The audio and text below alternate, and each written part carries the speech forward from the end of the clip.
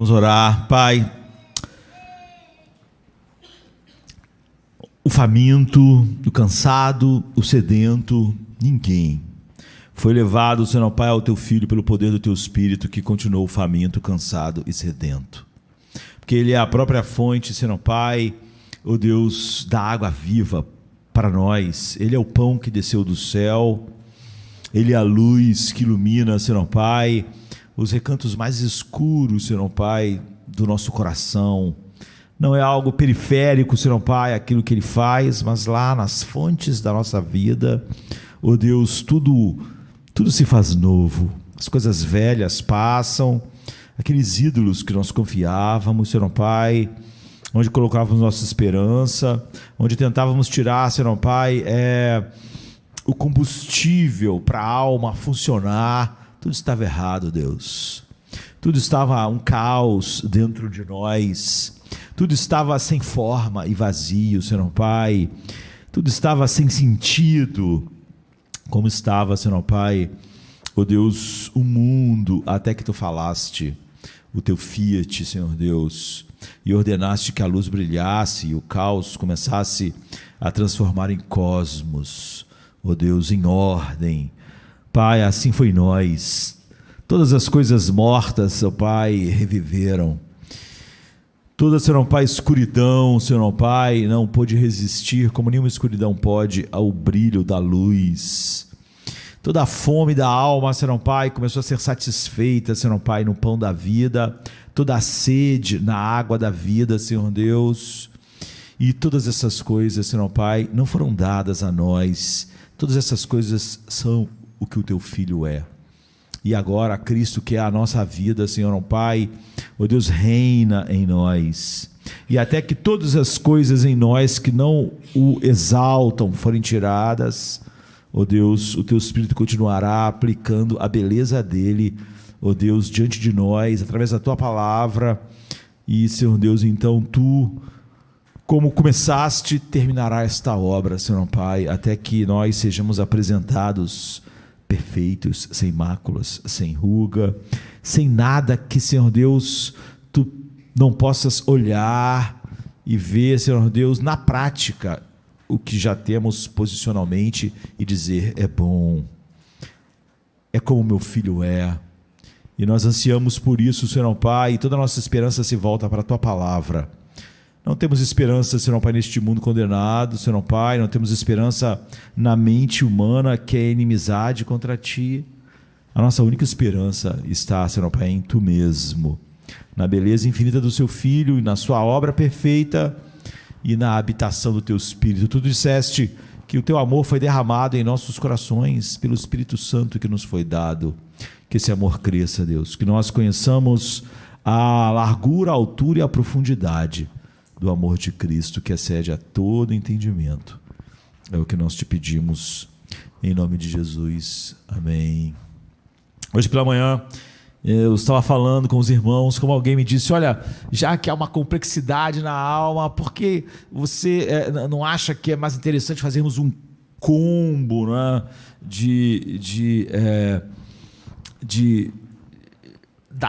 de várias coisas para tratar dessa complexidade? E nós vimos a loucura que isso é, já que Deus tem a chave psicológica infalível. E como lidar com isso?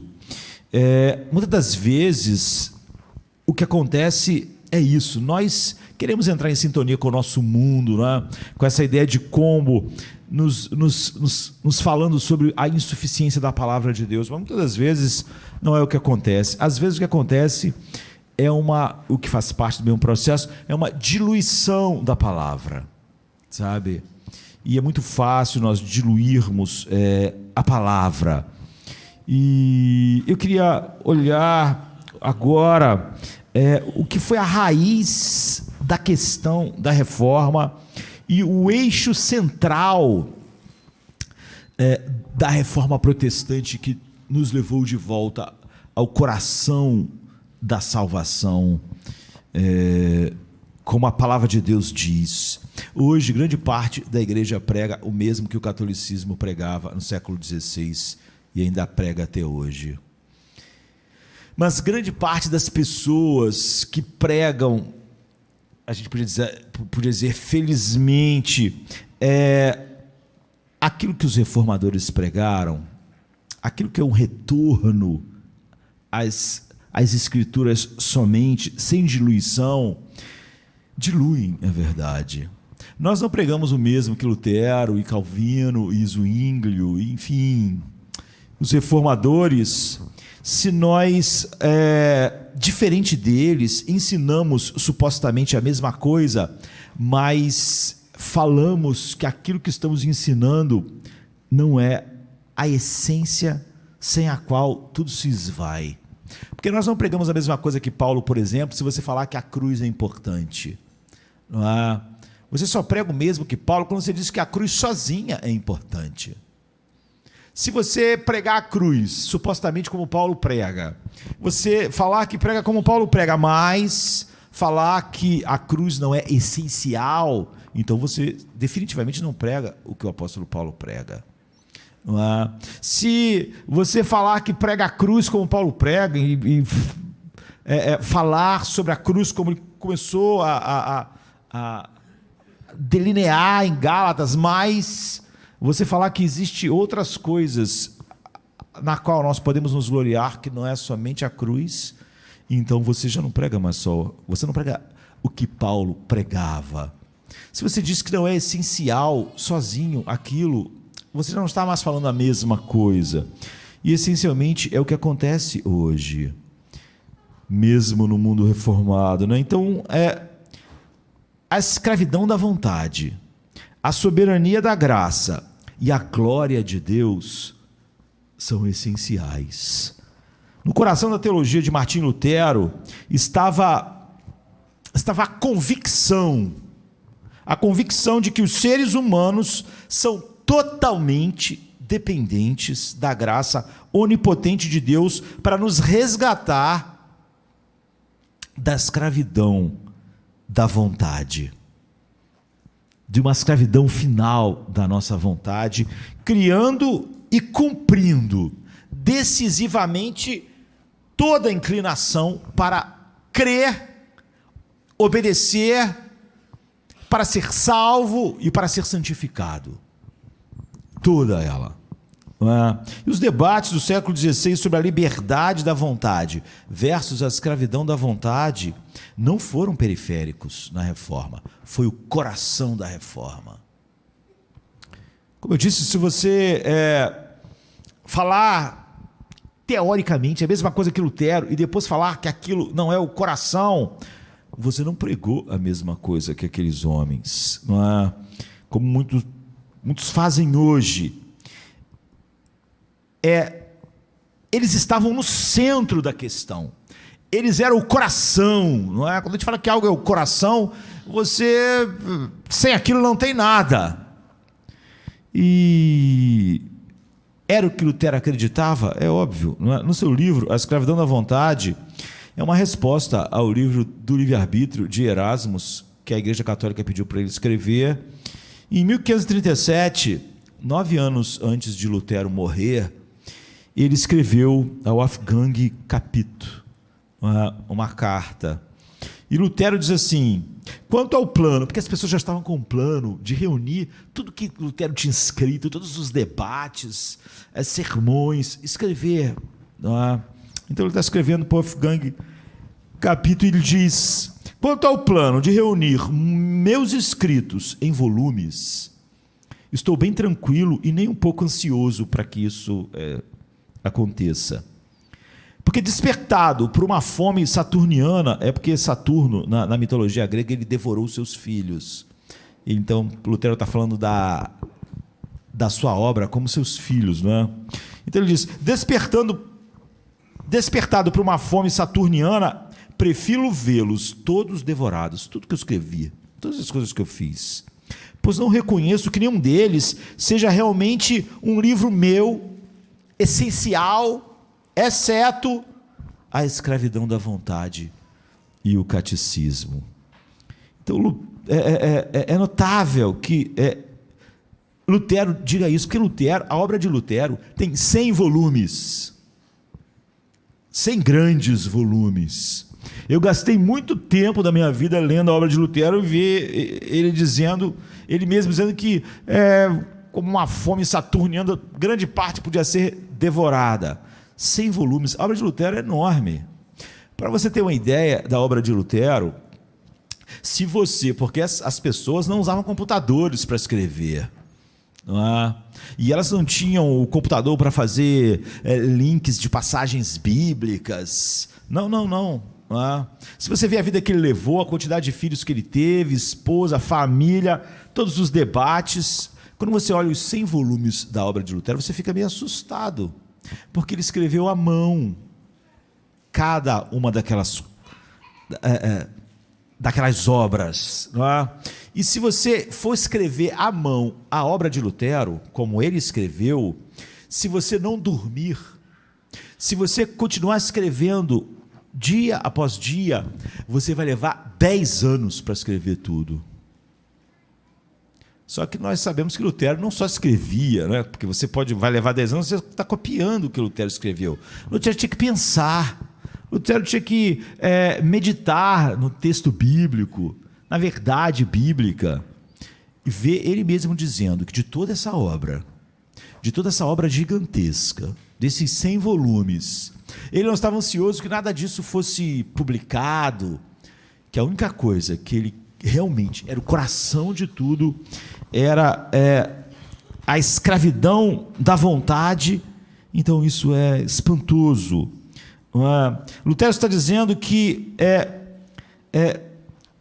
sobre a escravidão do ser humano, da vontade humana, sobre o livre-arbítrio, é tão crucial que ele queria que essa fosse a única coisa preservada daqueles 100 volumes que foram preservados. Por que era tão importante para Lutero? Lutero não disse, olha, isso aí é importante, isso aí foi uma parte do que a gente fez, mas não é essencial. Ele está dizendo, não, essa é a única coisa que deve sobreviver, porque é essencial. Lutero disse para Erasmo assim, é no mais alto grau salutar e necessário que um cristão saiba se sua vontade tem ou não algo a ver com as questões da sua salvação. Na verdade, deixe-me dizer-lhe, essa é a dobradiça sobre a qual a nossa discussão gira, a reforma protestante. Ele está falando com Erasmo. Pois se eu ignoro a natureza, extensão e limites do que posso e devo fazer com referência a Deus, serei igualmente ignorante e incerto quanto à natureza, extensão e limites do que Deus pode e fará por mim. Não é? Ou seja, como a gente viu hoje de manhã, se você não sabe exatamente o que Deus fez na sua salvação e qual era a situação, você não vai ser pessimista o suficiente para ver quão terrível é o buraco que o ser humano está. E também você não vai poder ter a alegria indizível de quão grande salvação foi essa.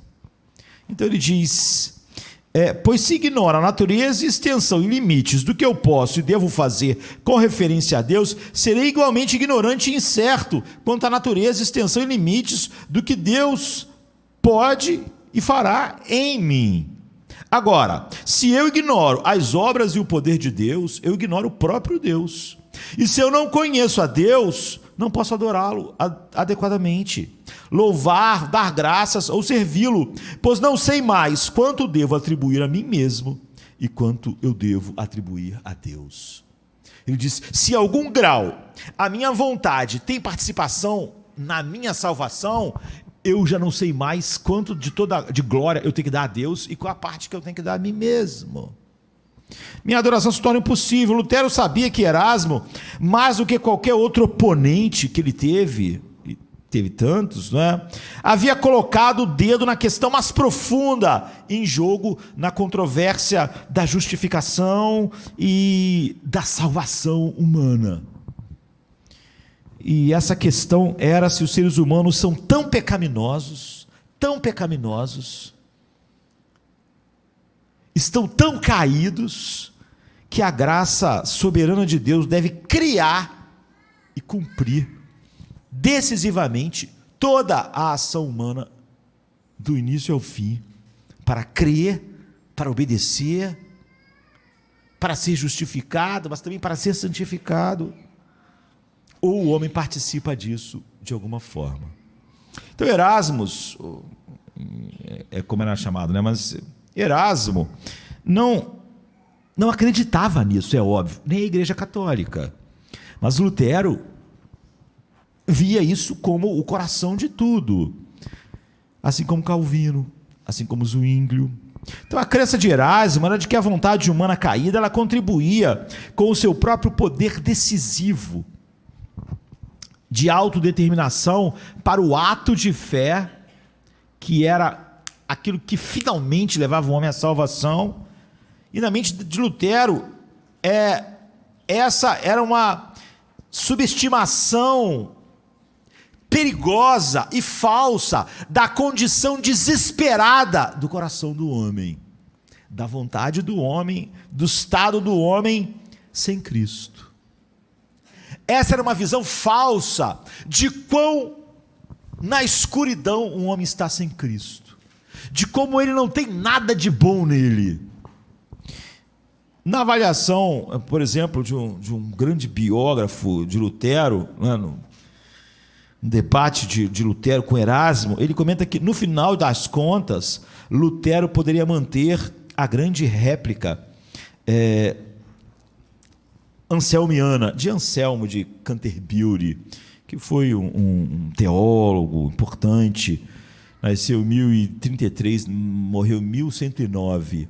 Anselmo é a pessoa que Calvino mais cita nas Institutas, depois de Agostinho, que é a pessoa que é mais citada, não é?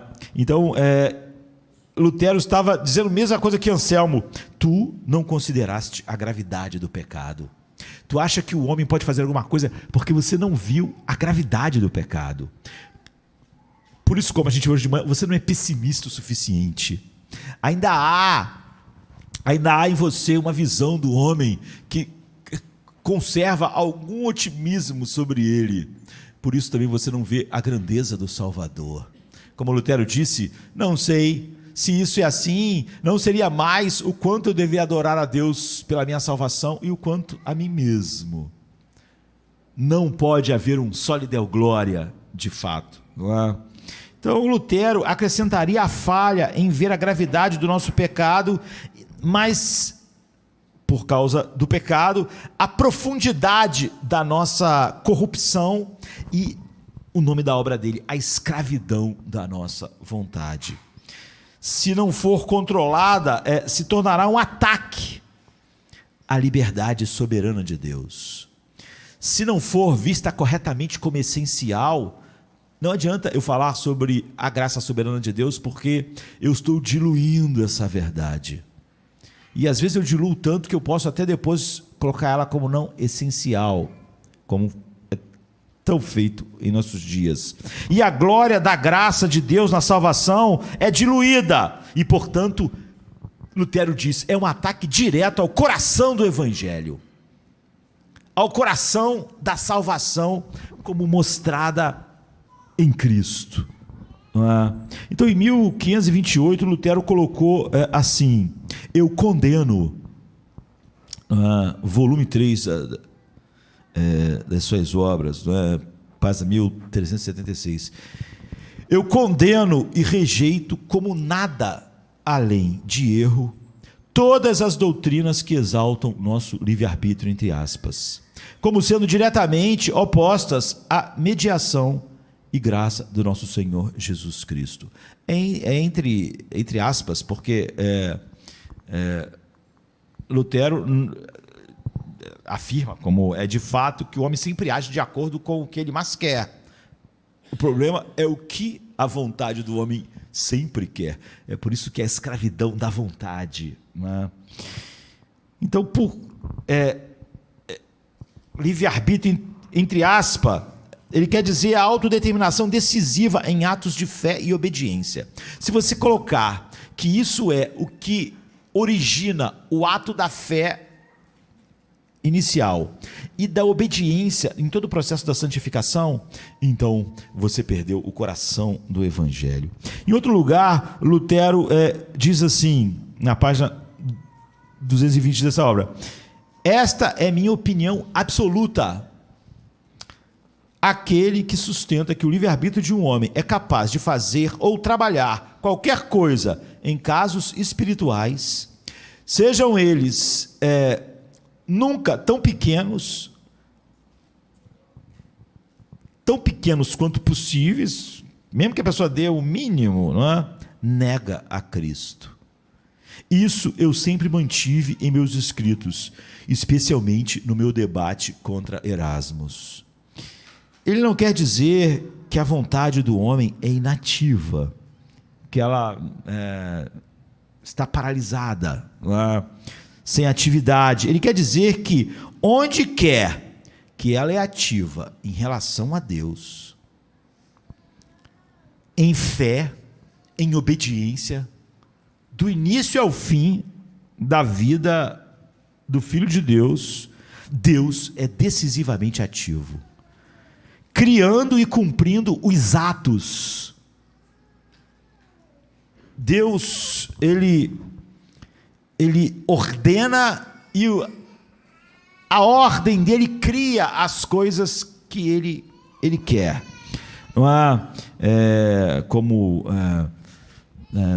Jonathan Edwards coloca, a gente depois vai ver. Quando Deus diz para um paralítico andar, não é porque o paralítico pode exercer sua vontade de andar, é porque a voz de Deus vai fazer ele andar.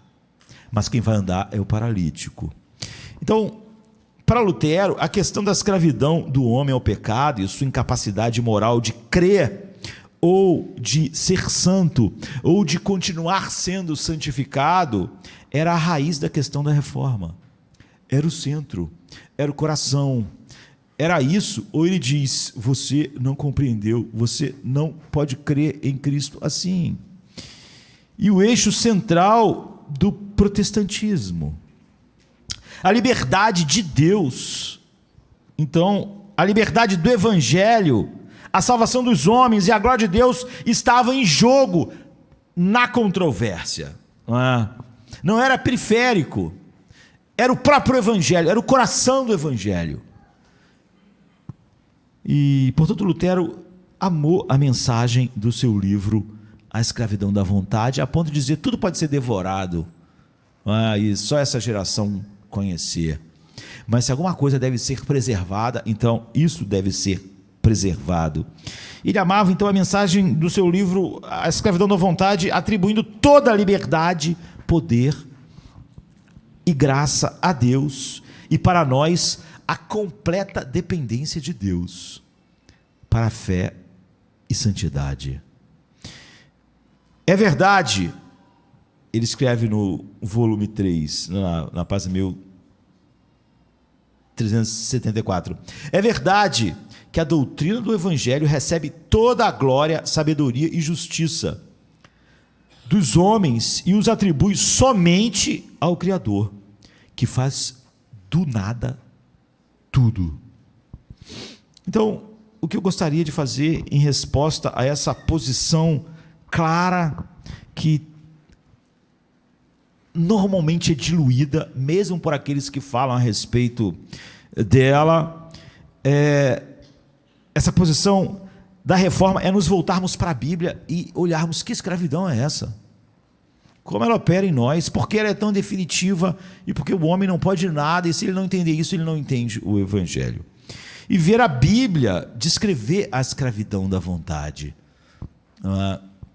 em vez de só falarmos sobre o que aconteceu com os reformadores naquele grande embate com a igreja romana.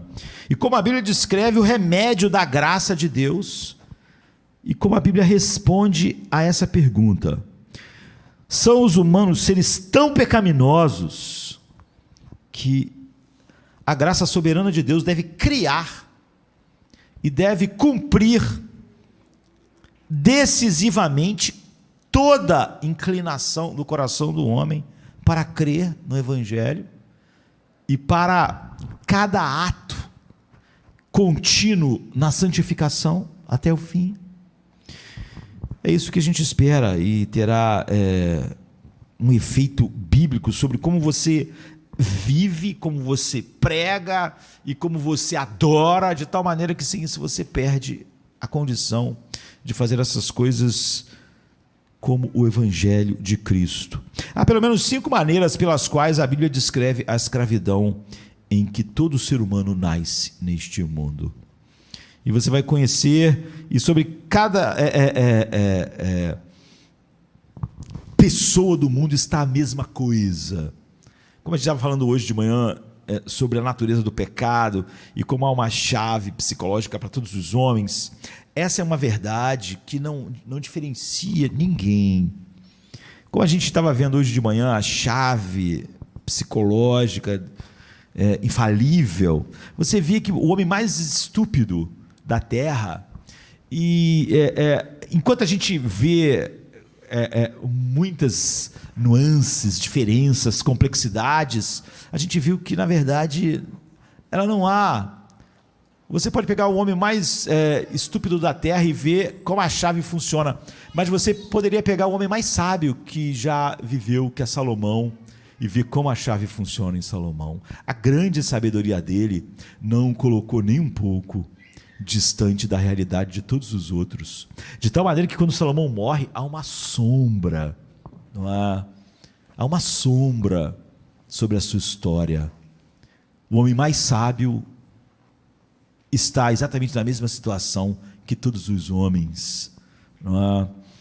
E a gente viu que eu disse que há 5 maneiras pelas quais a Bíblia descreve essa escravidão, e a pessoa mais pobre é a mais rica, o maior astro de Hollywood é a pessoa mais anônima, todos. Você conhecerá a necessidade mais importante. Você vai ver que nós precisamos ter um pessimismo muito mais profundo e cantar a glória da graça, da salvação, de maneira muito mais intensa. E esse é um presente e um fardo ao mesmo tempo incrível sobre nós. Aqui esse conhecimento é dado, muita ação é necessária, produzida por Deus. Em primeiro lugar, a escravidão da culpa legal e da condenação divina. Essa é a primeira coisa da escravidão da vontade. Das 5 descrições da nossa escravidão, esta é a única fundamental. As outras 4, elas vão descrever as condições interiores do nosso coração por causa dessa condição. Ou seja, essa condição é o fundamento das coisas que acontecem dentro de nós por causa disso. Então, essa descreve o nosso relacionamento legal com Deus. Nós pecamos contra Ele e somos legalmente culpados, e estamos sob sua justa e justiça e condenação, e Paulo descreve a nossa situação assim: todos, tanto judeus quanto gregos. Como a gente estava vendo hoje, falando sobre a natureza do pecado e não da escravidão, né? A chave funciona. Você vê, os gregos e os judeus eram muito diferentes. Olha a mitologia grega, o paganismo. Olha os judeus. Eles tiveram Moisés, os 10 mandamentos. Eles eram para ser diferentes, não é? As condições, a sociologia deles era muito diferente. As condições em que eles foram criados, aquilo que eles sabiam, era tão diferente, mas não fez diferença nenhuma. Tanto judeus como gregos estão sob o pecado. Como está escrito, ninguém é justo, não há um justo sequer. Agora sabemos que tudo o que a lei diz, isso diz aos que estão debaixo da lei. Muitas pessoas dizem que a lei diz coisas porque nós somos capazes, mas a Bíblia nunca diz isso. Paulo diz claramente o oposto. Ele diz assim: agora nós sabemos que tudo o que a lei diz, diz com um propósito. Isto diz aos que estão debaixo da lei, para que toda boca se cale e o mundo inteiro seja culpado diante de Deus. Romanos 3, 9, 10, depois 19. A palavra, em algumas versões, botaram responsável, né?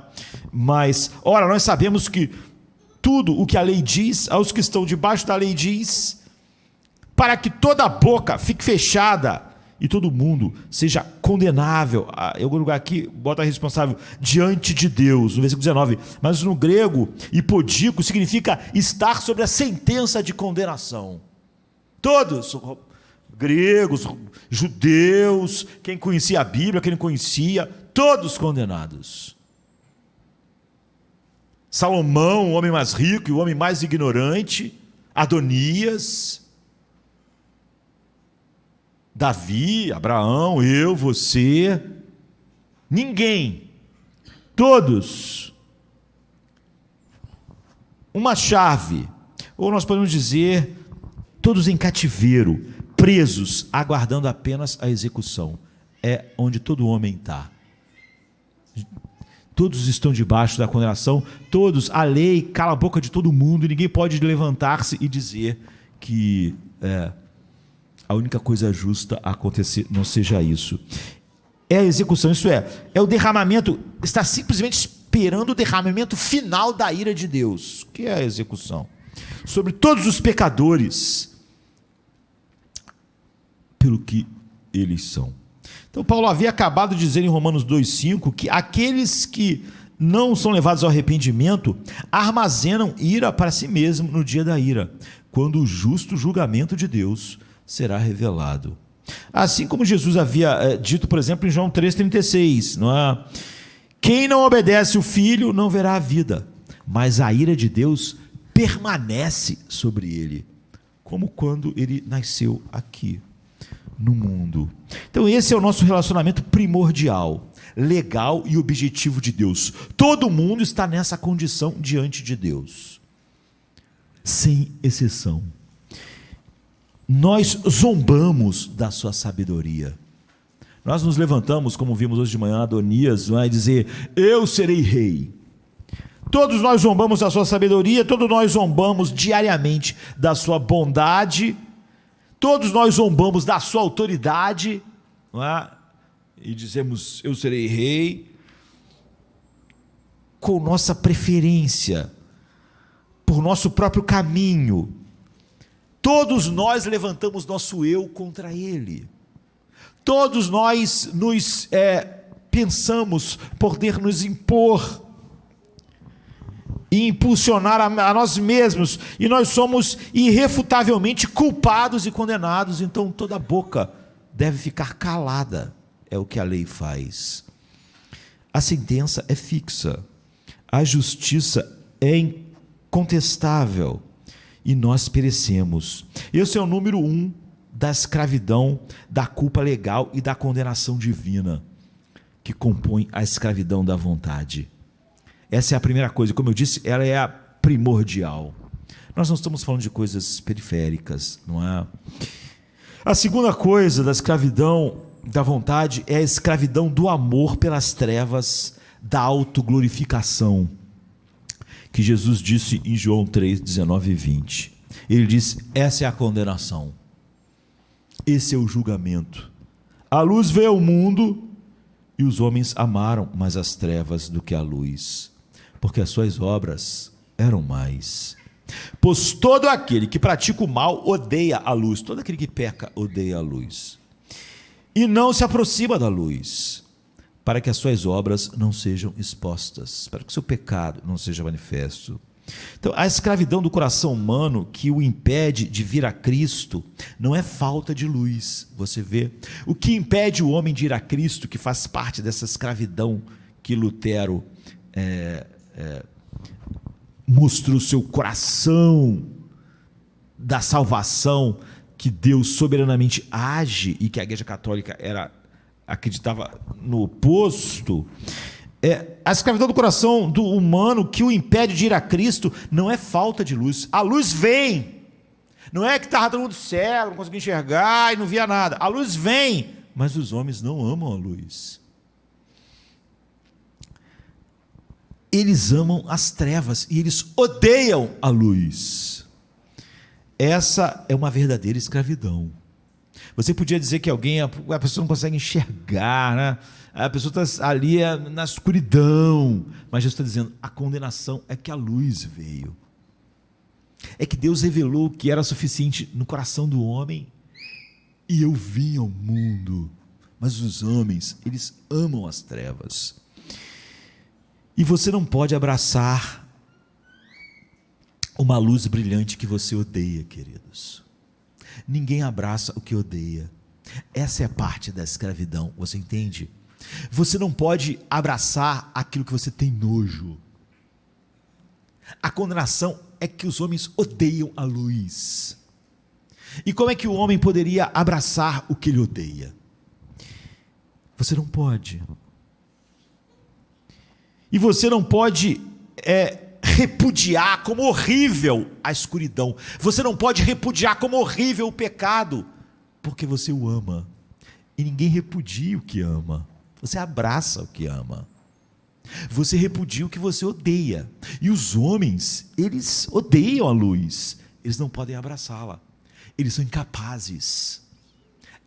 Essa é a escravidão. E eles amam o pecado, mas eles deviam odiá-lo totalmente. Mas como você vai odiar completamente aquilo que você mais ama? Você não pode repudiar como escuro, feio, o que você ama. Você não pode. Por isso, nós criamos tantas categorias psicológicas para o pecado. Nós os amamos. Nós não queremos que eles tenham nomes feios.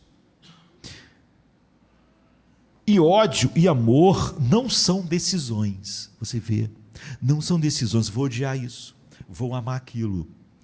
Ódio e amor são preferências controladoras profundas no paladar da alma. Você prova e gosta e não gosta.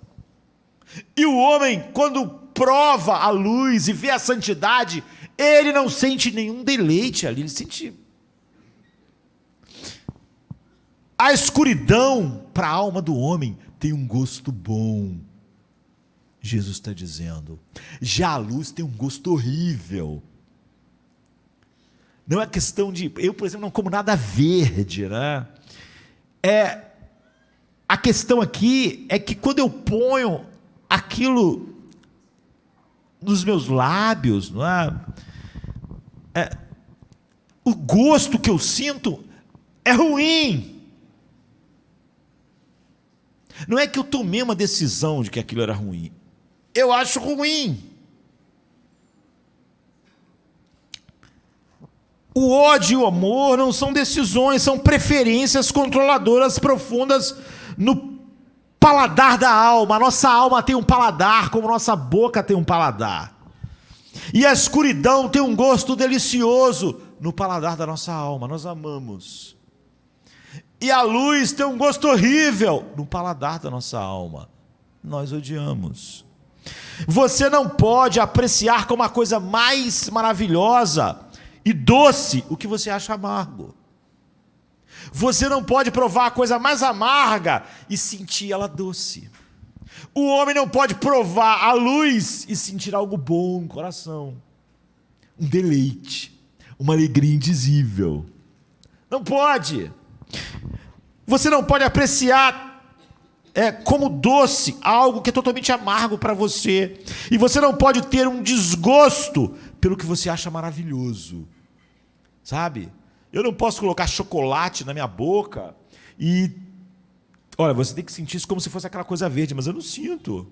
Né? Quando eu boto chocolate, eu acho maravilhoso. Eu não posso... de todo o coração, achar o chocolate horrível e odiável, enquanto acho o brócolis maravilhoso. Não posso. Essa é uma verdadeira escravidão. Estes são verdadeiros não podem. E são o tipo de não pode de incapacidade. A alma humana acha a luz amarga e horrível. E a alma humana, quando prova a escuridão, acha ela boa, doce, adorável e maravilhosa ao paladar. Então ela não pode. Quando ela não pode amar a luz, é porque o gosto da luz é horrível para ela.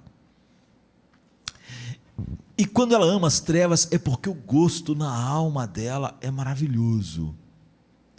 Você vê a profundidade do mal no ser humano, ele não tem como escapar. Essa é a escravidão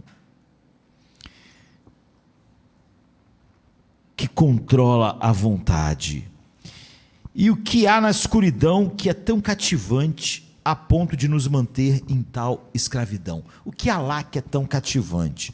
Jesus nos dá uma janela, por exemplo, para esse amor escravizador das trevas. Ele diz para aqueles que não iriam a ele. Ele diz assim em João 5, 43 e 44. Eu vim em nome do Pai. Ele já tinha dito, né, como a gente viu, a luz vê o mundo e os homens amaram as trevas. Ele diz, eu vim em nome do Pai e vocês não me recebem. Se outro vier em seu próprio nome, você o receberá.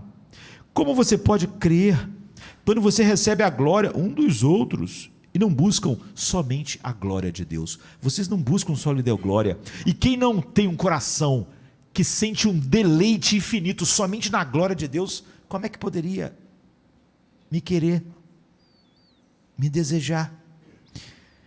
Essa é uma pergunta retórica, não é? Ela contém a própria resposta. Ele espera que nós saibamos a resposta, não é? E reformulemos a pergunta para que ela contenha a resposta. Você não pode. Você não pode. Você só poderia me desejar e ter uma alegria em mim e amar a luz que eu sou, se o teu coração fosse um tipo de coração que desejasse somente a glória de Deus e mais glória nenhuma. Mas todos vocês buscam a glória que vem um dos outros. Todos vocês são Adonias que levantam e dizem, eu vou ser rei. Você não pode acreditar quando recebe glória um do outro e não busca somente a glória de Deus em tudo. Não pode. Agora, por que não? Porque pronunciar sobre eles tal escravidão. Porque o amor deles, pela autoexaltação, torna impossível um amor que exalta somente a Deus. O que torna ele a alegria indizível e cheia de glória de um coração que foi transformado pela graça soberana. Jesus é a luz que acaba com as trevas, e as trevas é tudo que nós amamos. Nós não podemos amar ele e ele ser nossa alegria indizível, se tudo que ele faz é destruir tudo que nós mais amamos e colocar diante de nós tudo que nós odiamos. Essa é a escravidão, queridos. Você vê que não é alguma coisa fora de nós que está nos obrigando a não fazer, é dentro de nós. É por isso que é a escravidão da vontade. Mas você ama a glória do homem, ele diz, mais do que a glória de Deus, portanto você não pode enfrentar a luz de Deus, porque você só poderia enfrentar a luz de Deus e sentir um sabor bom na sua alma, se você amasse somente a glória de Deus e não amasse a glória do homem de jeito nenhum, e nem a autoexultação. Eu sou a maior ameaça ao que você ama. Jesus está dizendo, Deus é a maior ameaça ao que você mais ama, você mesmo. Ele é a maior ameaça às coisas que você acha boas. Ele é a maior ameaça ao pecado que você ama. Ele punirá tudo que você ama. Tudo que você mais gosta, ele odeia. Deus é o seu maior problema. Você odeia a luz que ele é. Você ama as trevas que ele odeia. E você devia amar ele de todo o coração. Mas como você pode? Todo o seu ser ama exatamente o oposto do que ele é. Nele não há trevas nenhuma. E você só ama as trevas. Sua alma só acha gosto bom nas trevas. E ele é exatamente o oposto do que tua alma gosta e ama. Você ama as trevas e a autoexaltação. Você odeia a luz e Deus ter toda a glória. Você é incapaz de crer. Você ama o lugar de honra, ele diz, as festas, os melhores assentos na sinagoga, né? Mesmo na vida supostamente espiritual, o homem está centrado em si mesmo, não é um homem natural. E as saudações nas praças, e ser chamado de rabino. Mas ele é a luz que acaba com toda essa autoexaltação, que acaba com todo esse papo de muita complexidade na sua alma, e vai lá e diz uma coisa. A lei vem e diz para que todo mundo fique calado e condenado diante dele. Então você, assim, quando você amar a exaltação do eu mais do que a exaltação a Deus, você sequer pode provar e ver que Jesus é bom. Que dirá que ele é melhor do que a vida? Que dirá que ele é uma alegria indizível e cheia de glória? Você teria que amar exatamente o que você mais odeia, a luz, e odiar o que você mais ama, o pecado. Você teria que amar o que você mais odeia, que é a exaltação somente de Deus, e teria que odiar o que você mais ama, que é a sua própria exaltação, o teu próprio senso de importância. Você está preso ao amor pelas trevas e à autoglorificação. Essa é a segunda coisa que compõe a escravidão da vontade. Você vê quão profunda ela é.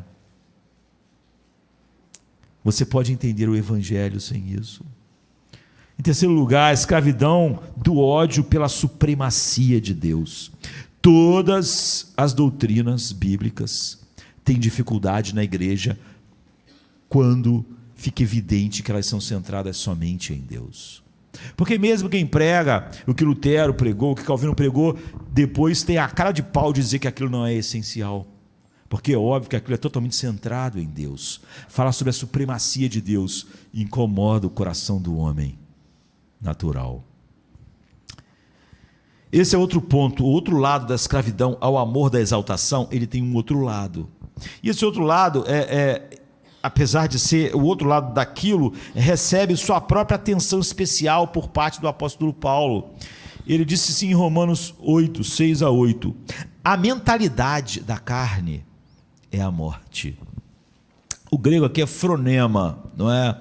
É mais do que o pensamento, é a orientação da disposição, é um rumo que te leva a todas as suas ações, a todas as suas atitudes. A mentalidade da carne, do homem natural, não regenerado, é a morte. Mas a mentalidade do Espírito Santo é vida e paz. Ou seja, uma disposição e um rumo que o Espírito Santo produz no homem. Aí Paulo continua, pois a mentalidade da carne é hostil a Deus, pois não se submete à lei de Deus. Aliás, não pode. Aqueles que estão na carne, ou seja, homens naturais, não podem agradar a Deus. Não é que eles, é difícil, não é que eles podem fazer um esforço. Primeiro, eles não fariam um esforço para aquilo que eles odeiam. Ninguém faz esforço para botar na boca aquilo que lhe causa mais nojo e um gosto horrível. Mas, na verdade, não pode. Estes são impossíveis de peso que Paulo está colocando aqui, na escravidão da vontade do homem. Essa é uma verdadeira escravidão. Por quê? Porque é uma inclinação, é uma disposição, é uma mentalidade do seu próprio ser que é totalmente hostil a Deus. Por quê? Isso é insano. Paulo diz, não se submete à lei de Deus, na verdade não pode. Aí está a resposta. A mentalidade da carne odeia se submeter a Deus. A vontade dele é tudo que importa, a minha vontade não tem nenhum... Tudo existe para glorificá-lo. A minha vontade não tem nenhum... A vontade dele é todo deleite. O homem natural odeia isso.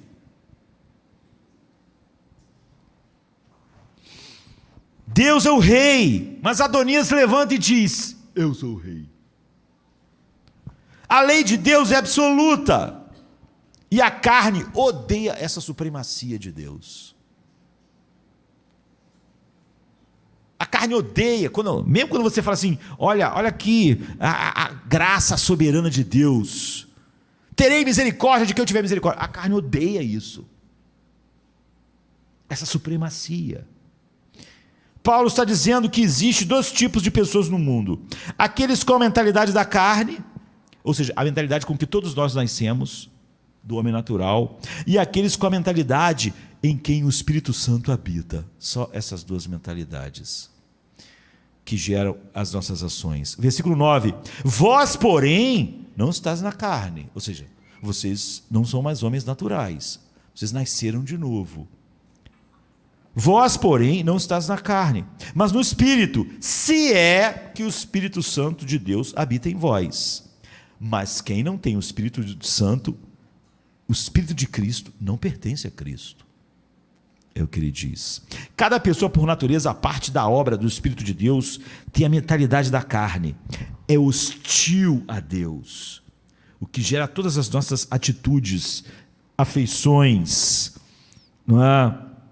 Com o que nós concordamos, com o que nós achamos saboroso, o que nos impulsiona. E você não pode se submeter a uma lei cujo primeiro mandamento é amar seu maior inimigo de todo o coração, toda a sua força e toda a sua alma.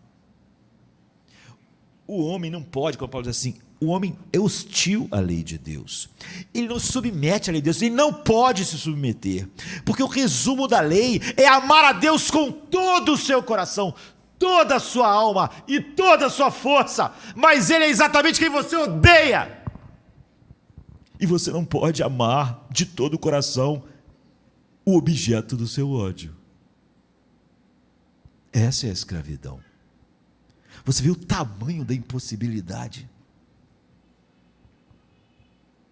É por isso que ele diz, nem pode. Você não pode amar o que você odeia, porque são coisas opostas, o ódio e o amor. Além da graça soberana, todos nós odiamos estar sob a autoridade de Deus. Todos nós odiamos Deus determinar o que Ele faz com o seu universo, com tudo que Ele criou. Em nós mesmos, todos odiamos tudo ser para a glória de Deus, o céu e o inferno, toda a história, ser sobre Cristo. Além da graça soberana, todos nós odiamos estar sobre essa autoridade.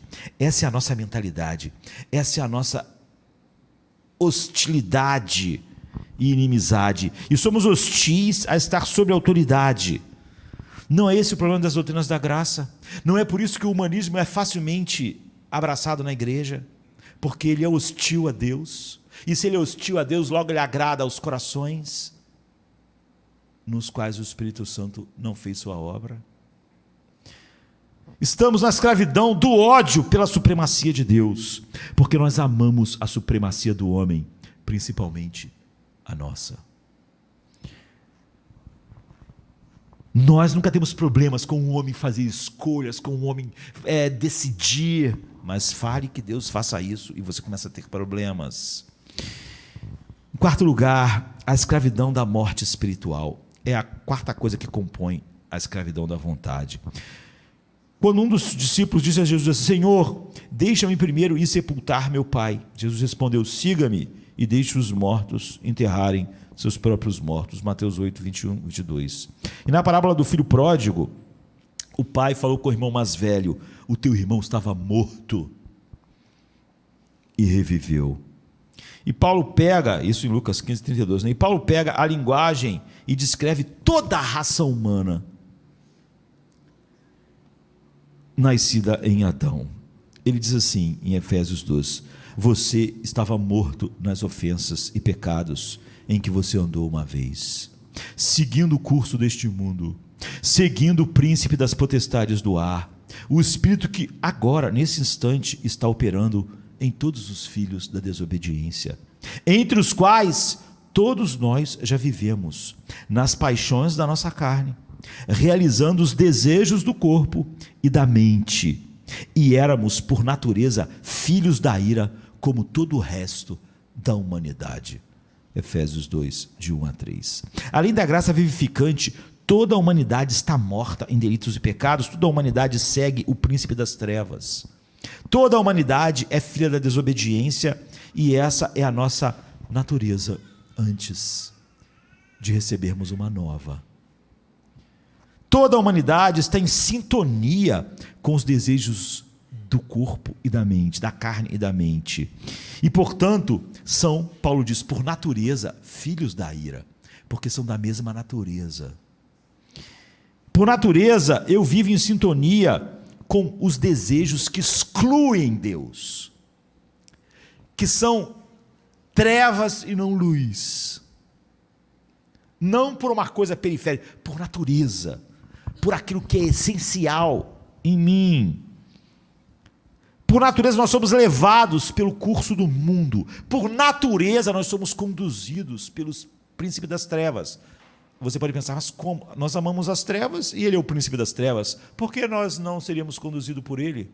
Se alguém nos conduz para o que nós mais amamos, nós somos felizes em sermos conduzidos pelo príncipe daquilo que nós amamos. Nós amamos as trevas. Todos são conduzidos pelo príncipe das trevas. Mas você vê que ele nos conduz, não nos arrastando com um grilhão no pescoço. Ele nos conduz porque ele é o príncipe das trevas e nós amamos as trevas. A desobediência não é apenas uma escolha, é a nossa natureza. O pecado não é só uma escolha, é a nossa natureza. O pecado não é uma doença, não é uma síndrome. É o que nós mais amamos. É o que nos define, é a nossa mentalidade, é o nosso amor, é o nosso deleite.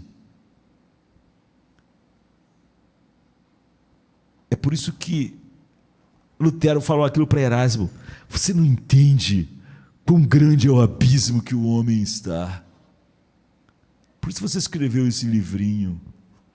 A desobediência não é apenas uma escolha, é a nossa natureza. Em todas essas transgressões, em cada pecado, nós estamos espiritualmente mortos e somos totalmente incapazes sequer de sentir que aquilo não é uma coisa boa para nós. Essa é a escravidão da morte espiritual.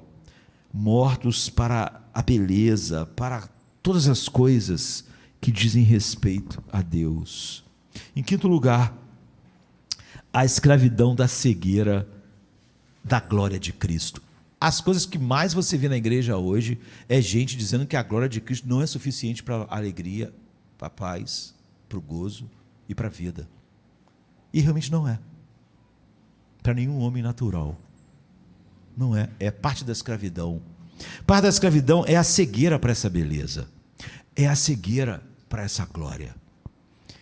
Em 1 Coríntios 2, 6 e 8, Paulo diz que transmite uma sabedoria ao pregar o evangelho. Não uma sabedoria desta era, ou dos governantes desta era, que estão condenados a passar. Mas nós comunicamos uma sabedoria secreta e oculta de Deus, o qual Deus decretou antes dos séculos eternos para a nossa glória. Nenhum dos governantes desta era, nenhuma das figurões, nenhum dos grandes pensadores entendeu isso, pois se tivessem entendido, não teriam crucificado o Rei da Glória. Por que eles não entenderam a sabedoria de Deus? Por que eles não viram a glória de Cristo?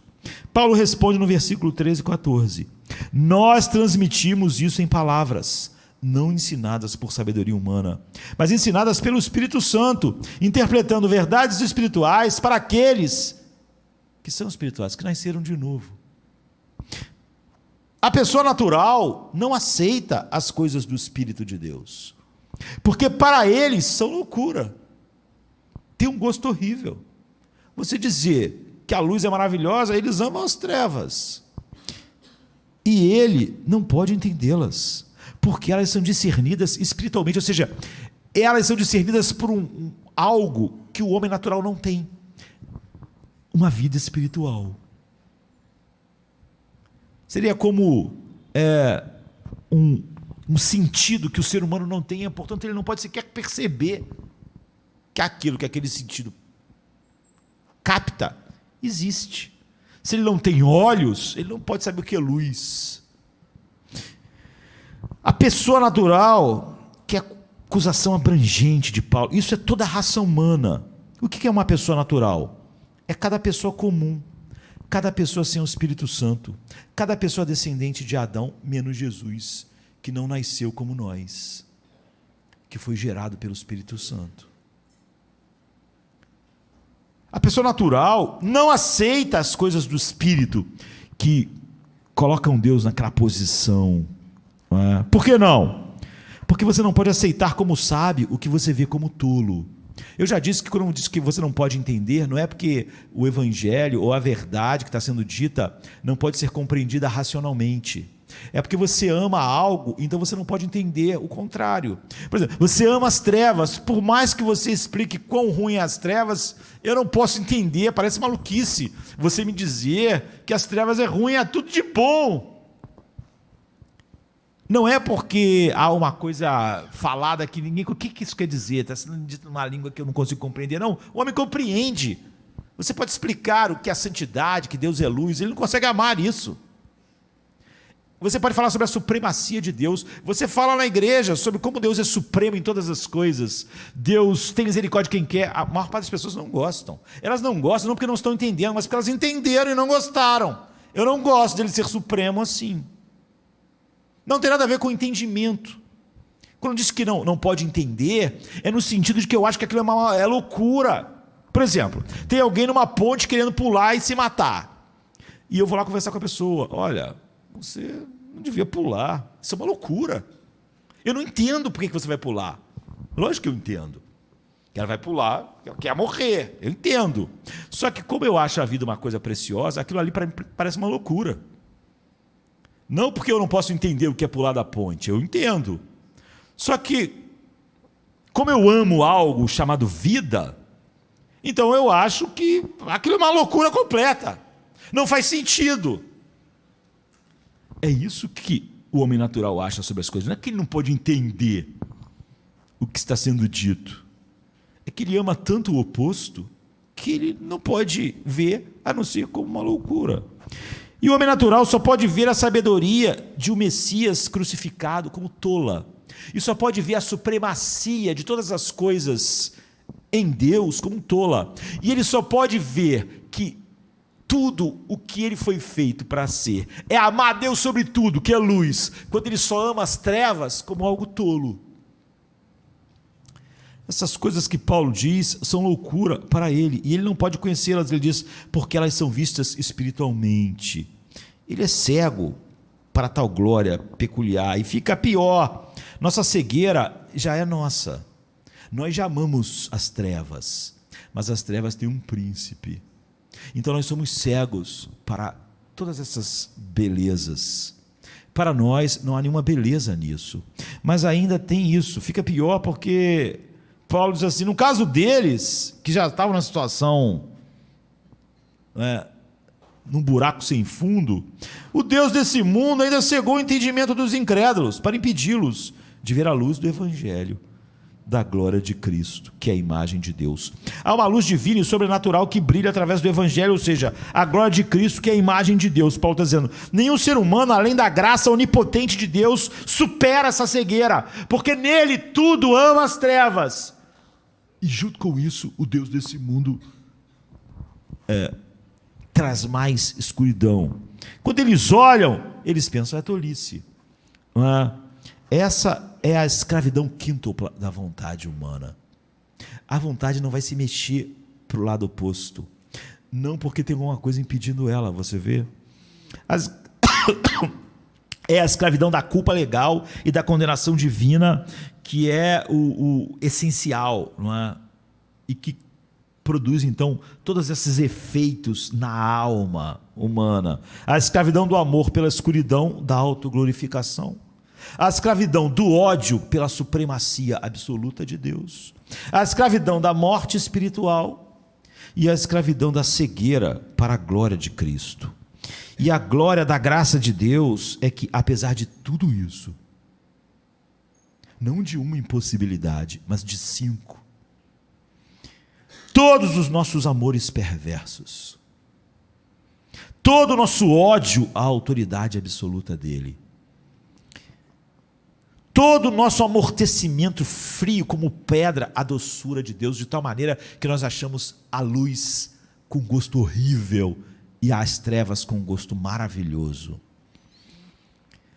Apesar de toda a nossa cegueira para qualquer beleza em Deus, e nós só achamos tolice, essa graça nos salva desses 5 poderes escravizadores.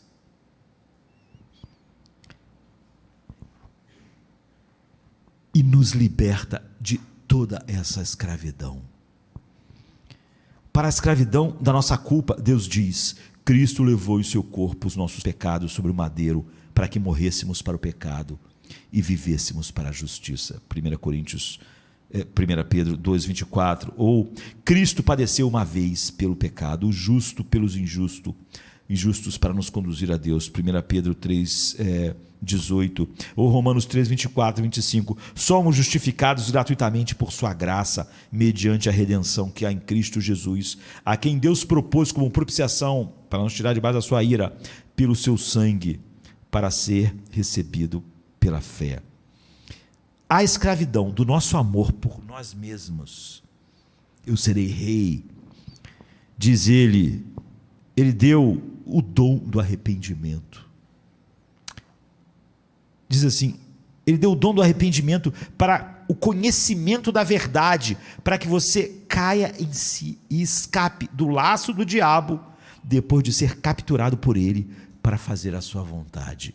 2 Timóteo 2, 25 e 26. O arrependimento dos maus amores é uma obra soberana que muda o meu paladar da alma, que amava as trevas, num paladar. É como se amanhã, é óbvio que não pode ser uma coisa que eu mesmo decida, eu adore e as coisas verdes sejam a única coisa que eu quero comer dia e noite.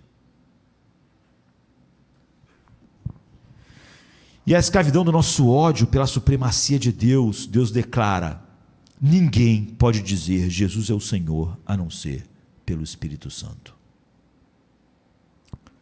1 Coríntios 12, 3. O que isso quer dizer, queridos? É óbvio que qualquer um pode dizer que Jesus é o Senhor, não é? Vai ali na rua agora, peça a qualquer pessoa, diz aí, Jesus é o Senhor, e a pessoa diz, Jesus é o Senhor. Como assim ninguém pode dizer Jesus é o Senhor, a não ser pelo Espírito Santo? O que isso quer dizer? É óbvio que Paulo não está dizendo que as pessoas não podem articular essas palavras, não é? Ele está dizendo que a única maneira de você falar isso com alegria, com deleite, com alegria indizível, que Ele é o Senhor, que Ele controla tudo, que a vontade dEle é o céu, e sua vontade não tem nenhuma... nada que seja preciosa nela mesma, mas a vontade dEle é o seu pão, que a única maneira é o Espírito dEle entrar no seu coração para você clamar, Abba, Pai. Abraçar com alegria o senhorio de Cristo é impossível. Ele está dizendo, não é dizer simplesmente com os lábios. Nosso tempo está acabando, mas Tiago, quando vai falar sobre fé salvadora, ele diz assim, você crê que existe um Deus? Faz bem. Até os demônios acreditam e estremecem. E ele está dizendo o seguinte, crer não salva se você crê igual os demônios. Eles creem e estremecem. Se o teu crer é só um crer e um estremecer como o deles, você ainda está perdido, porque os demônios não estão salvos. Em outras palavras, a fé salvadora tem que ser algo que os demônios não podem fazer. Se a tua fé é crer que Deus existe e estremecer com essa ideia, saiba que os demônios também fazem isso e eles não estão salvos. Se existe uma fé salvadora, ela tem que ser mais do que os demônios podem experimentar. Então tome nota disso e descubra, eu já preguei uma vez a respeito disso, que há um princípio, sempre que há algo na sua alma que o diabo pode fazer, aquilo não é o que o Espírito Santo produz, não é? E o princípio é quando você estiver procurando discernir o significado de um dever espiritual, se ele é verdadeiro ou não, eu pergunto, quanto disso o diabo pode cumprir? Não é? E em 1 Coríntios 12, 3, Paulo diz, ninguém pode dizer o Senhor, Jesus é o Senhor, a não ser pelo Espírito. Então, você deve aplicar essa mesma verdade. Nós lembramos que o diabo não tem a menor dúvida de que Jesus é o Senhor. Não é? Ele sabe que Jesus é o Senhor de todas as coisas. Tudo foi criado para Ele e nada pode impedir isso. Ele sabe. Ele acredita nisso. Não é? Ele sabe. Por exemplo, os demônios, em Mateus 8, 29, um demônio fala assim para Jesus, o que você tem a ver conosco, ó Filho de Deus? Você veio para nos atormentar antes da hora. Ele sabe, tu és Senhor sobre nós. Tu vai nos colocar sobre o tormento final, mas você veio ao completo reconhecimento de que Jesus é o Senhor por eles, todo o tempo. Eu já disse que em Marcos, até a metade do livro de Marcos, ninguém sabe quem é Jesus, só os demônios. Em Marcos 1, 24, o demônio diz assim, você veio para nos destruir, eu sei quem você é, o Santo de Deus, o Deus Altíssimo, o Senhor, Yahvé. Não é? Essas frases, filhos de Deus, o Santo de Deus, atribuem todo o senhorio a Cristo. Isso fica ainda mais claro quando você vê o que os demônios dizem que Jesus pode fazer, nos atormentar, nos destruir. Você tem toda a autoridade sobre nós, você é Senhor. O diabo sabe e admite que Jesus é todo-poderoso e o Senhor de todas as coisas. Então ele acredita que ele é o Senhor. Então está claro que o diabo, ele pode dizer que Jesus Cristo é o Senhor. Paulo diz que ninguém pode dizer que Jesus Cristo é o Senhor, a não ser pelo Espírito Santo. O que ele queria dizer então? Isso é útil para a gente entender cada parte do que a alma regenerada realmente experimenta. Em 1 Coríntios 12, 3, quando ele diz, ninguém pode dizer Jesus é o Senhor a não ser pelo Espírito Santo, já que o diabo pode dizer que Jesus é o Senhor, nós sabemos que o dever de dizer Jesus é o Senhor é mais do que crer que Ele é o Senhor, porque isso o diabo crê.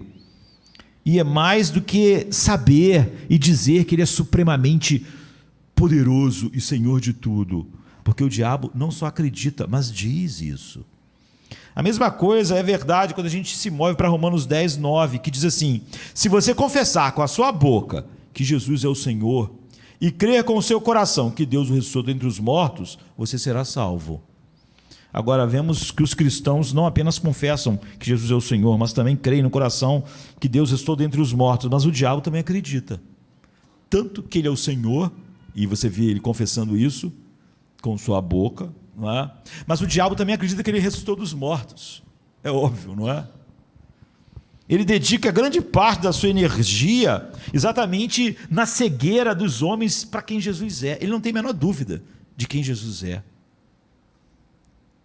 O Filho de Deus e Filho do homem que morreu e ressuscitou. Ele não tem a menor dúvida de que ele crê totalmente que Jesus ressuscitou dos mortos. E ele confessa que Jesus é o Senhor. Mas aqui diz que se você crer nisso e confessar isso, você é salvo. Mas o diabo não é salvo, nem os demônios.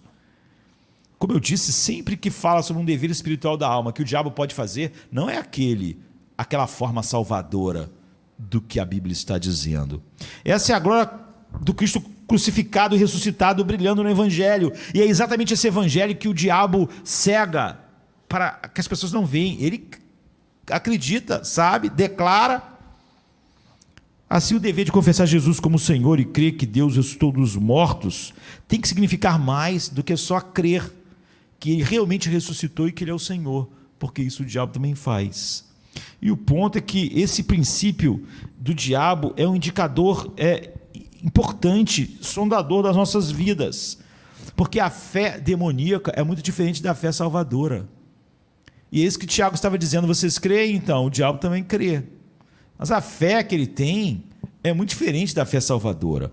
Romanos 10, 9 dá uma pista do que é essa realidade mais profunda, do qual nós não podemos nos aprofundar. Se você crê em seu coração que Deus o ressuscitou dentre os mortos, você será salvo. É verdade que a referência é confessar com a boca e crer com o coração. E isso Paulo tirou de Deuteronômio 10, 30, 14. Eu já disse que no Velho Testamento, ele cita, o Novo Testamento cita o Velho Testamento o tempo todo. Só que ele não diz, não é? Ele não diz, como diz Deuteronômio, eles citam.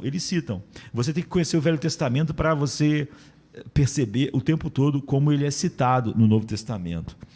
Ele está citando Deuteronômio 30, 14, que diz, a palavra está na tua boca e no teu coração. Mas qual é o ponto de Paulo? O que Paulo sinaliza com as palavras em seu coração é que você confessa com alegria, com deleite que Jesus é o Senhor, que Ele é supremo, que a vontade dEle governa tudo, não a sua, nem a de ninguém. O diabo, ele sabe que Jesus é supremo, mas ele não gosta disso. Ele não tem uma alegria indizível nisso. Ele não pode fazer isso com o seu coração. É isso que Paulo está dizendo. A fé salvadora não só declara que Jesus ressuscitou e que Ele é o Senhor. Isso é a alegria e o gozo dessa alma, desse coração. E é isso que o diabo não tem. Ele acredita, é óbvio, que Jesus ressuscitou. Ele estava lá. E ele sabe que Ele é o Senhor. Ele declarou isso tantas vezes. Mas ele não pode amar isso. Isso não pode ser um gozo para ele, nem alegria. O senhorio de Cristo, o fato de tudo ser sobre Cristo, nada sobre Ele, nada sobre nós, não o alegra. Nem o homem natural. Sabemos disso porque Paulo fala em Romanos 6,17 de ser obediente de coração. Quer dizer que se você for obediente, mas não estiver cheio de alegria, isso é uma obediência que Satanás também obedece. Satanás, por fim, tem que fazer o que Deus quer, mas ele não está cheio de gozo e alegria com isso. Obediência de coração. É por isso que Paulo diz, Deus ama o que dá com alegria, porque ele está dizendo o seguinte, você está dando de coração. Quando você obedece, mas tem que dar esse dinheiro, você obedece como o diabo faz, contrariado. Você se sente roubado. Você só está se submetendo porque não há o que fazer. É uma obediência diabólica, demoníaca. Existe uma fé demoníaca, é o que Tiago está dizendo. Então, de volta a 1 Coríntios 12, 3, ninguém pode dizer Jesus é o Senhor a não ser pelo Espírito Santo. O que Paulo quer dizer é que sem a obra transformadora do Espírito Santo, ninguém pode dizer Jesus é o Senhor com um abraço alegre como o gozo da alma, com alegria indizível, trazendo paz ao coração, deleite, um gosto maravilhoso no palato da alma. O diabo admite o senhorio de Cristo, a sua vitória final. Ele admite que Ele é o Senhor e que tudo é sobre Ele, nada é sobre Ele, mas ele odeia isso. Que dirá se alegrar nisso? É impossível para ele, é impossível para o homem natural. E é isso que torna um cristão verdadeiro, é quando ele pode dizer que Jesus é o Senhor, mas isso, o fato dele ser sobre tudo, tudo ser sobre ele, inclusive toda a minha vida, todos os meus desejos, tudo que diz respeito a mim, me alegra e me dá gozo, em vez de me dar desprazer. É isso que faz um cristão. Certa vez eu estava no hospital com alguém, nós queremos salvar as pessoas, né? Há uma coisa em nós que quer salvar as pessoas, não porque amamos a Deus, mas porque nós somos homens. Eu estava com alguém no hospital, eu lembro que a gente ia muito ao hospital, eu estava numa dupla, porque a gente saía em dupla assim, e alguém falou assim, fala com meu pai está muito mal, está muito mal, está muito mal. A gente foi, e a gente falava, uma vez um falava, outra vez outro falava, enfim, mas a gente estava ali em dupla. E um irmãozinho aqui, da minha idade, era jovem, falou com aquela pessoa que nem estava com o olho aberto direito, porque estava muito mal, e falou assim, você quer ir para o inferno? E o Senhor fez assim com a cabeça, não. Você não quer ir para o céu? E ele disse, quero. Então aceita Jesus. Você aceita Jesus? Aceito. Amém. Ele fez uma oração. A gente continuou andando no hospital 1 hora mais ou menos. Quando a gente estava indo embora, a filha do senhor falou para nós, meu pai morreu. o senhor que a gente tinha pregado, que a gente tinha estado lá. Aí, quando a gente saiu do hospital, meu amigo estava cheio de júbilo. Que incrível, né? Nós pregamos, ele foi salvo e partiu. Eu falei, você acha que ele foi salvo? Mas não foi maravilhoso? Não. Você não pregou o evangelho para ele. Você perguntou se ele queria ir para o inferno. Quem quer ir para o inferno? Se você perguntasse a Satanás, ele ia dizer que não. Você disse que se ele queria ir para o céu. Quem não quer ir para o céu? Depois você disse que se ele tivesse falado que acreditava em Cristo, ele ia para o céu. Ele disse. Você não pregou o evangelho para ele. Ele só não queria ir para o inferno. Isso nem se parece com a fé bíblica. É o que Paulo está dizendo. O que Paulo quer dizer é que sem uma obra transformadora, soberana do Espírito Santo, ninguém pode dizer Jesus é o Senhor com um abraço alegre, como seu tesouro supremo. O senhorio dele, o fato dele ser o Senhor é o meu tesouro. É o júbilo do meu coração. É o que me faz, é a coisa mais deliciosa na minha alma. Não pode, a não ser que o Espírito Santo faça isso, porque você tem que amar Ele como supremo, a sua vontade, acima de todas as coisas, e é impossível. Então, para a escravidão da morte espiritual, Deus diz, estando vós mortos em vossos delitos, eu vos dei vida juntamente com Cristo, pela graça sois salvos. Eu dei uma vida para que quando você dissesse, Ele é o Senhor, isso fosse o maior deleite da sua alma. Quando você, como Paulo disse, contribuísse, isso fosse o deleite da sua alma. Quando você carregasse o opróbrio de Cristo, isso fosse o deleite da sua alma. Quando você soubesse que tudo na sua vida é sobre Cristo e que se o morrer vai glorificá-lo mais, então morrer é ganho. Então, Ele é o deleite da sua alma. Deus, você estava morto e Deus disse, Lázaro, sai para fora. E quando Deus disse isso, não é porque Lázaro podia, mas é que a palavra de Deus tem a capacidade de criar o que ela diz. Quem saiu para fora do túmulo? Foi Lázaro. Quem se arrepende? Sou eu. Quem acredita e confessa com os lábios e coração, ama o meu coração. Mas porque Deus disse que das trevas resplandecesse a luz. É porque Deus disse, saia para fora, para o morto. Não porque eu podia fazer isso se eu quisesse. Eu não queria, é óbvio, né? Eu era escravo de amor às trevas, e Ele é luz. Mas há um poder no fiat de Deus. Quando Deus diz, haja luz, Ele não quer que as trevas pensem, eu não sei se eu vou cooperar. Ele diz, haja luz e há luz. Porque o fiat de Deus cria a luz que Ele disse. Ele não estava esperando alguém para fazer. E a escravidão da cegueira à glória de Cristo, Deus diz, haja luz. E instantaneamente a luz brilha. Paulo diz assim, 2 Coríntios 4:6, brilhou em nossos corações para a iluminação do conhecimento da glória de Deus na face. Como é que eu cheguei? Eu precisei de uma iluminação para conhecer. Como? Porque Deus disse que das trevas brilhasse a luz. 2 Coríntios 4:6. Se você vê Cristo crucificado e ressuscitado como mais glorioso e precioso do que qualquer coisa no mundo, inclusive você, então você é um milagre ambulante. Havia uma escravidão quíntupla na sua vida. Lutero estava certo sobre isso. Nós estamos falando sobre coisas periféricas. Quem não crê no Evangelho não pode ser salvo pelo Evangelho. A menos que sintamos o poder, a onipresença e o perigo eterno e a quíntupla, eu diria, escravidão,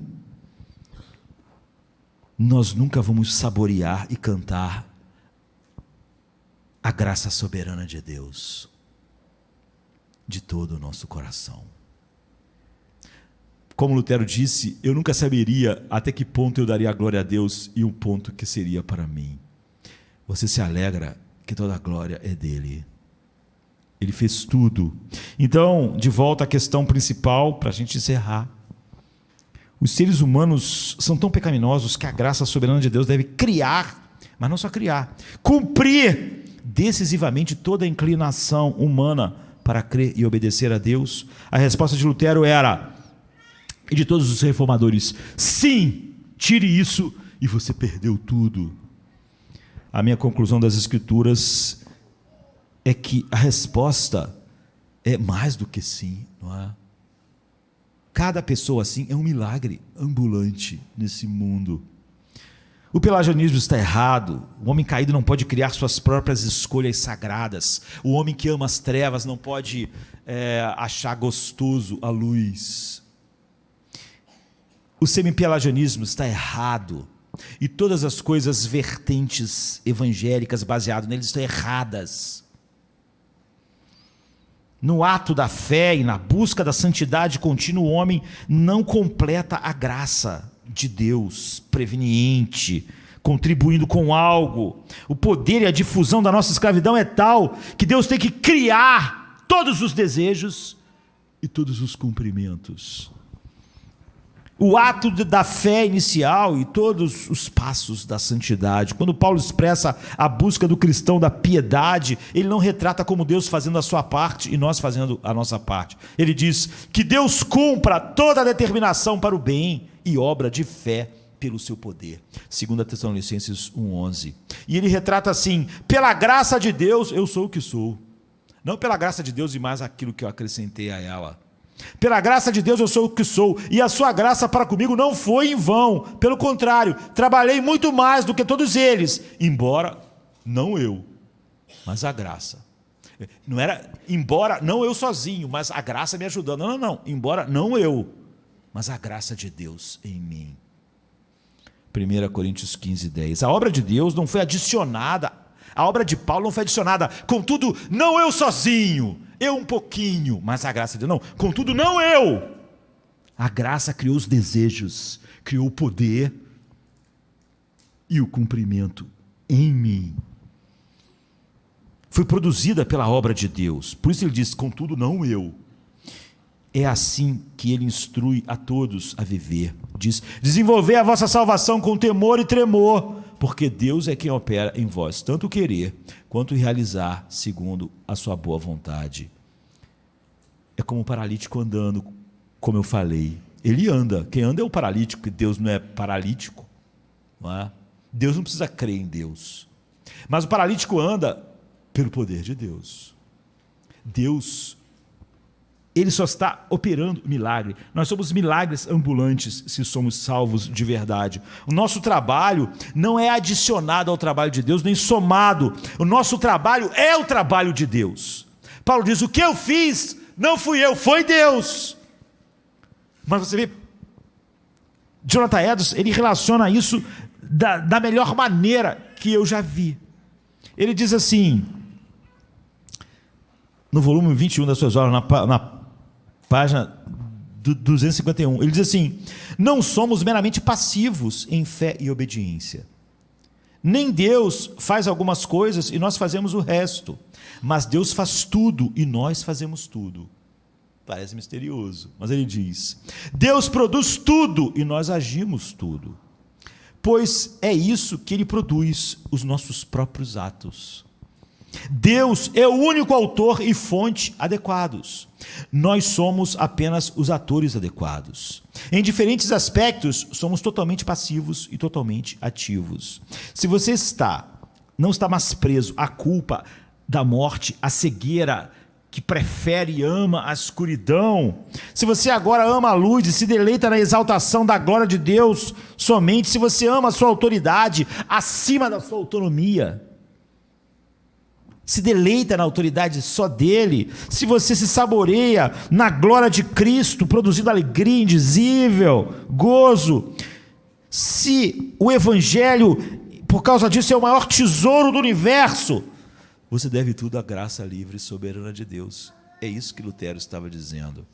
Não apenas porque Deus deu início à sua vontade morta e esperou para ver o que você faria na sua autodeterminação, mas porque naquele dia, até a eternidade, A graça de Deus vai cumprir tudo o que Deus determinou. Tudo decisivo, vai produzir tudo. Cada ato santo, cada anseio do coração, cada desejo por obediência e cada obediência que você realizar. Você vai ser o paralítico andando, porque ele deu um Fiat todo-poderoso. Irmãos, é um erro colossal pregar apenas a nova liberdade e a nova identidade do crente em Cristo e não pregar a profunda escravidão e a velha identidade do crente em Adão. É o conhecimento verdadeiro dessa escravidão e da sua dependência diária, não só no início, e radical da graça livre de Deus,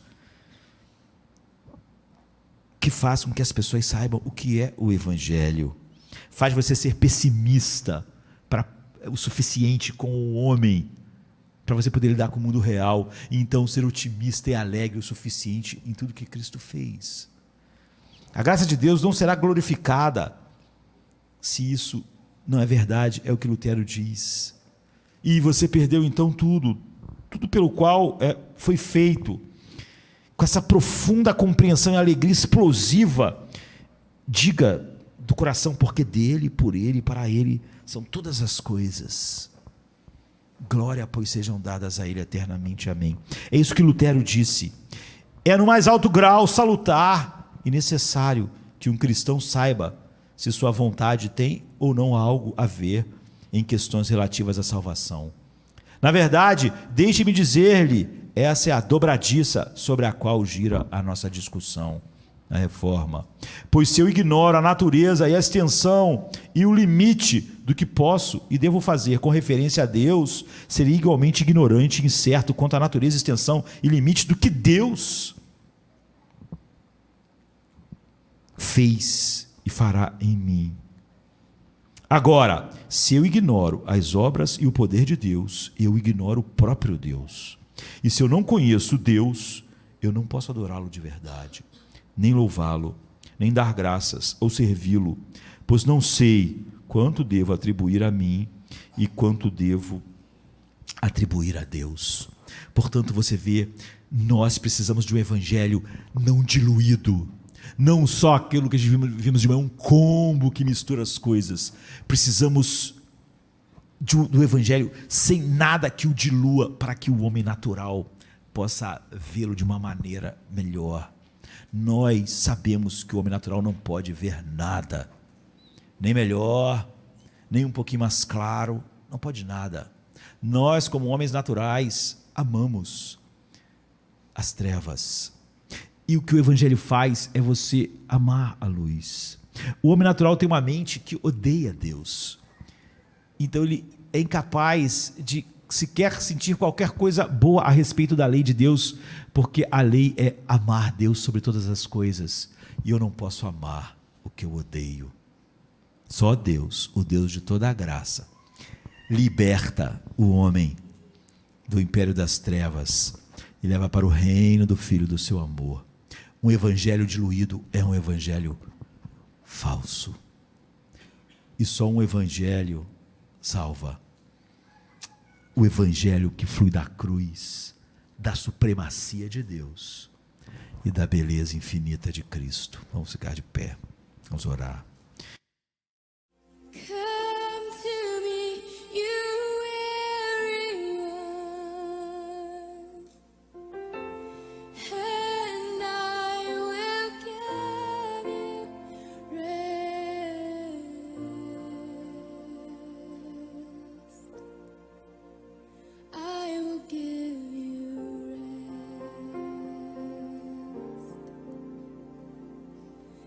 Come to